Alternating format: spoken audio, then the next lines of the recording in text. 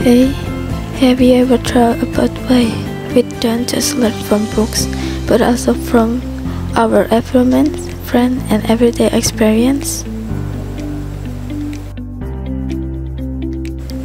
This is connected to humanistic social learning theory. This teaches that humans learn from their experience, the social environment, and self-motivation. In the early 20th century, behaviorists explained that human learning by reaching to stimuli, but humanistic theory takes a different view, emphasizing free will and personal decision in the learning process. Our social environment play a big role in learning. For explaining, when learning to cook, you pick up skill by watching your mother or friends.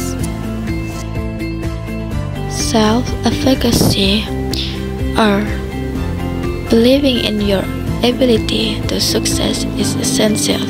For example, even if you see others playing basketball, you need confidence to try it yourself.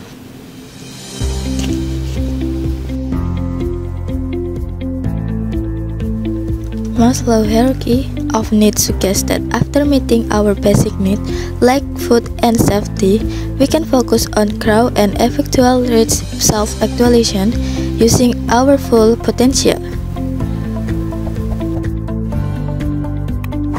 Carl Rogers emphasized the need for a person-centered learning environment. Here, educators act as facilitator, creating a space where students feel safe to explore and make mistakes.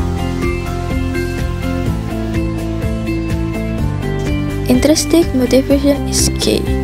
We learn not just get a reward or a punishment, but because we genuinely enjoy the process, like